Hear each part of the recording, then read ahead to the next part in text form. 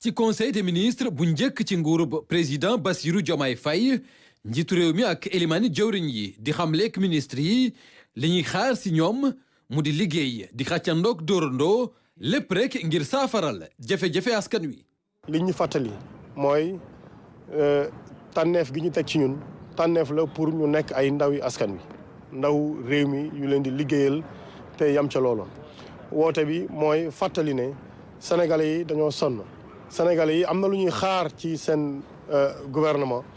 taxawaay bi mooy nañ ko def ci jubal ci jubbanti ak ci jub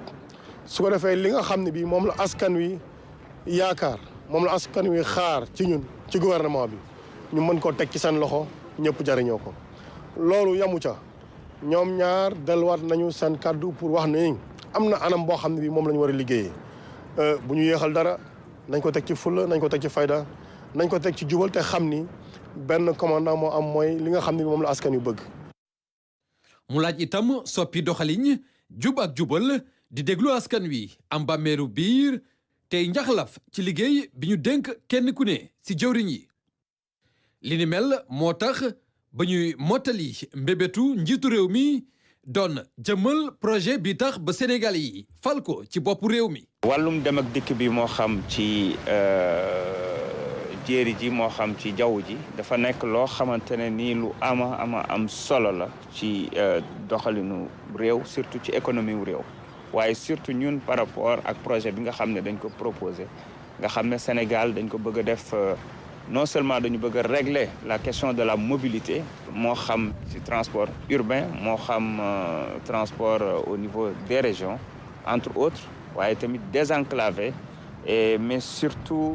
dafa am solo lool par rapport ak vision au président mooy def Sénégal benn hub logistique surtout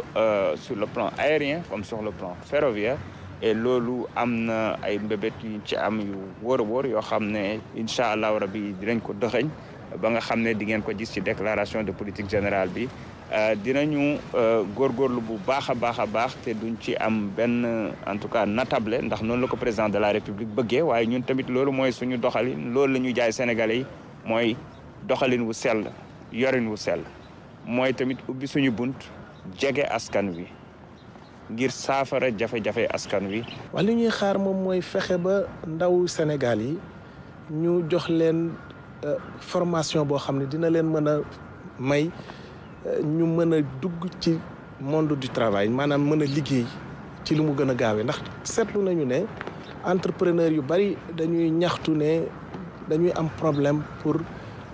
gis koo xam ne dana jóge ci école rek daal di mën a ñëw liggéey kon ñun suñu mébét mooy fexe ba ndawi Sénégal mën a am métier mën a jàng moo xam ne dina leen mën a permettre bu ñu paree rek mën a liggéey dans l'immédiat. jeunesse di ndaw ñi tàggat yaram ak caada ñetti bànkaas yu am solo ñu dénk ko kii di Khady Diène Gaye mu fas ci yéene taxaw tem. suñu secteur nag ñun plaisir la mbégte bu mag la buñ ñu fa tegee ndaxte secteur bi ñun foofu la ñu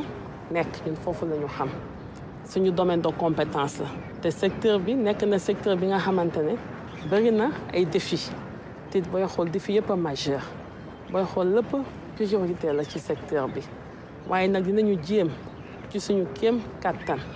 liggéey ak détermination liggéey ak loyauté par rapport à la République par rapport au peuple sénégalais te ku wax tey ndaw yaa ngi wax waxu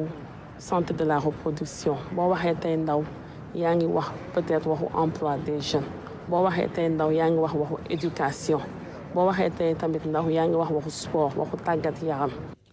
ginnaaw ba ñu fësalee yoon wi ak mission yi président Bassirou Diomaye Faye di xaar ci ministre bu nekk engagement bu mat sëkk ngir mu jëmmal projet bi.